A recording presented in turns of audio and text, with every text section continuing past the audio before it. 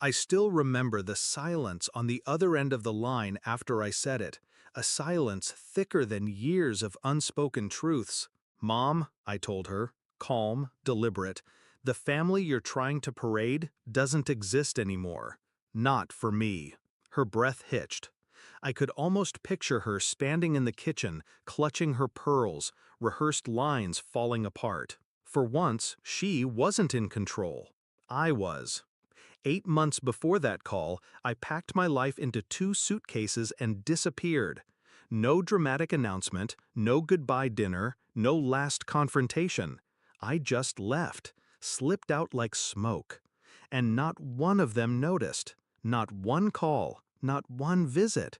My absence didn't matter until they needed me to complete the picture. You see, I'd spent my entire life playing my role, the quiet, reliable sibling, the one who smoothed over arguments, kept secrets, swallowed pain. While my sister, her golden child, was celebrated, adored, handed everything. I was the afterthought. But after years of being invisible, I finally made myself unseen on my own terms. The wedding invitation wasn't mailed. No, they didn't bother with that. Mom called instead. Her tone wasn't warm, it was sharp, rehearsed, like she was already managing damage control. "They're expecting us to look like a perfect family," she said. "Your sister deserves that." It wasn't a request, it was an order. I let her words hang in the air. I wanted her to hear the distance, to feel the void she'd helped create. Then I said, simply, no. That no wasn't born that night. It was years in the making. I still remember my 16th birthday. No one came. They were too busy celebrating my sister's college acceptance.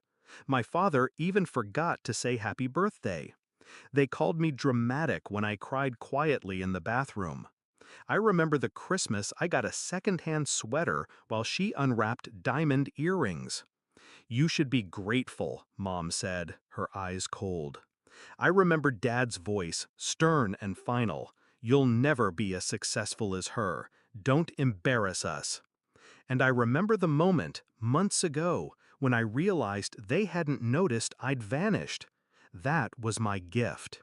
Proof of my place in their hierarchy. Unnecessary. So I turned that invisibility into my weapon.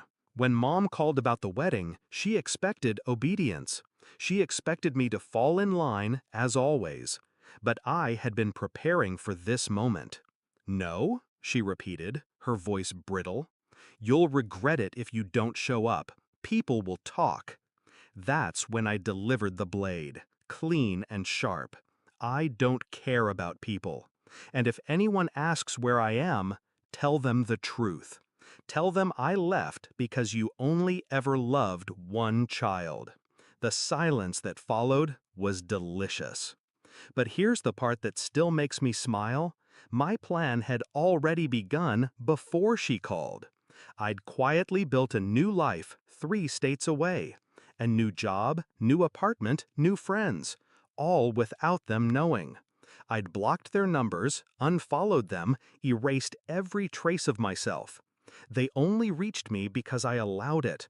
One unblocked call. My gift of closure. The wedding? I knew it wouldn't survive without the illusion of unity. My absence would crack their facade. People would whisper, speculate.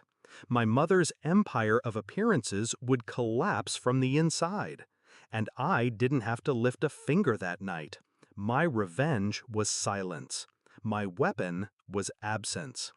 Later, my cousin texted me, furious on Mom's behalf. "The wedding was chaos. People kept asking where you were. Your mom was humiliated." I almost laughed. For once, they couldn't script me into their play. For once, I was the one pulling strings. I never confronted my sister directly.